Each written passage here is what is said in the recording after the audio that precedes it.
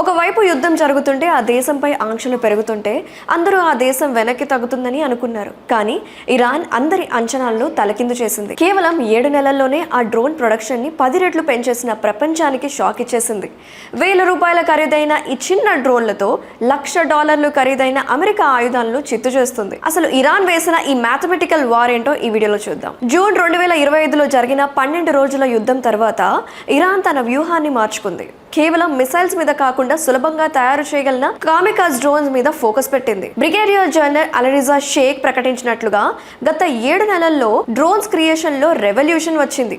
ఆంక్షలు ఉన్నప్పటికీ లోకల్ టెక్నాలజీతో కమర్షియల్ విభాగాలతో వేల సంఖ్యలో డ్రోన్లు తయారు చేశారు. ఇక్కడే ఉందండి అసలైన ట్విస్ట్. ఇరాన్ తయారు చేసే షాహిద్ 136 డ్రోన్ల ఖరీదు కేవలం $20,000, అంటే ఒక సెకండ్ హ్యాండ్ కార్ కొన్నట్టన్నమాట.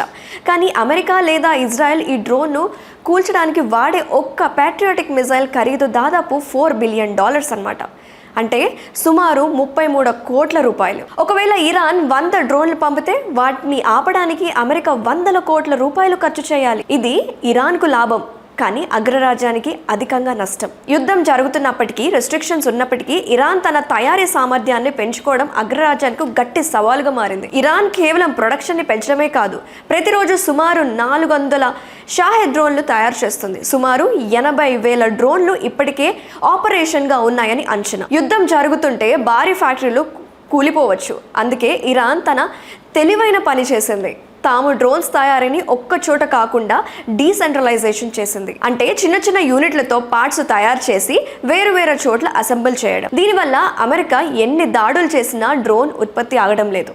ఇరాన్ దగ్గర అమెరికా లాంటి భారీ నావీ లేదా ఎయిర్ ఫోర్స్ లేవు. అందుకే ఎసిమెట్రిక్ వార్ఫేర్ ని ఎంచుకున్నారు. దట్ మీన్స్ బలమైన శత్రువుని అతి తక్కువ ఖర్చుతో దెబ్బతీయడం. ఒక్కసారి 50 నుంచి 100 డ్రోన్లు పంపడం వల్ల డిఫెన్స్ సిస్టమ్ కన్ఫ్యూజ్ అవుతుంది. శత్రువు దగ్గర ఉన్న ఖరీదైన మిసైల్స్ స్టాక్ ని ఖాళీ చేయడం అన్నమాట. ఈ పరిస్థితి చూసి అమెరికా రక్షణ నిపుణులు తలలు పట్టుకుంటున్నారు. అందుకే ఇప్పుడు అమెరికా కూడా ఇరాన్ డ్రోన్లను రివర్స్ ఇంజనీరింగ్ చేసి తమ సొంత లూకాస్ డ్రోన్లను తయారు చేసే పనిలో పడింది. యుద్ధ సమయంలో యుఏఈలోని అమెరికా స్థావరాలపై కేవలం 24 గంటల్లోనే 1000కి పైగా డ్రోన్లను ప్రయోగించి అగ్రరాజ్యానికి ఉక్కిరిబిక్కిరి చేసింది. ఇరాన్ ఇప్పుడు కేవలం రిమోట్ కంట్రోల్ డ్రోన్స్ కాకుండా ఆర్టిఫిషియల్ ఇంటెలిజెన్స్ తో పనిచేసే డ్రోన్లను వాడుతుంది. ఒక్కసారి గాల్లోకి వదిలేస్తే ఇవి తమని తాము మాట్లాడుకొని శత్రువు రాడార్ను తప్పించుకుంటూ లక్ష్యాన్ని ఛేదిస్తాయి. వీటిని ఆపడం అమెరికా పేట్రియాటిక్ సిస్టమ్ కి కూడా తలనొప్పిగా మారింది. పాత డ్రోన్లు శబ్దం చేస్తూ నెమ్మదిగా పేలేవి, కానీ కొత్త డ్రోన్స్ వచ్చాక షాహిద్ 238లో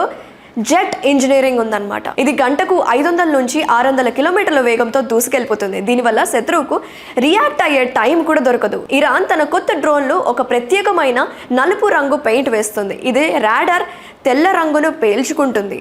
దీనివల్ల అమెరికా అత్యాధునిక రాడర్లు కూడా డ్రోన్స్ ను గుర్తించలేకపోతున్నాయి. అందుకే వీటిని గోస్ట్ డ్రోన్స్ అని పిలుస్తున్నారు. రాబోయే యుద్ధాలు యుద్ధ విమానంతో కాదు, ఇలాంటి చిన్న చిన్న డ్రోన్లతోనే జరుగుతున్నాయి. ఇరాన్ ఇప్పటికే ఈ పాఠాన్ని ప్రపంచానికి నేర్పించింది. 10 రెట్లు ఉత్పత్తి పెంచి అగ్రరాజ్యానికి సవాలుగా విసురుతుంది. ఇరాన్ డ్రోన్లను లాంచ్ చేయడానికి పెద్ద రన్వేలు అక్కర్లేదు. సాధారణ సివిలియన్ ట్రక్స్ వెనక వీటిని అమర్చి అక్కడి నుండి లాంచ్ చేయవచ్చు. హలో, తెలుగు రాజ్యం ఛానల్ చూస్తున్నారా?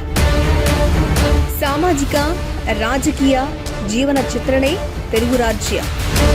అతిశయోక్తులు అసత్యాలు ఉండవు. రాజకీయ కోణం కాదు, ప్రజా కోణమే కొలబద్ద. తెలుగు రాజ్యం వీక్షణ మీ ఉత్తమ అభిరుచికి నిదర్శనం.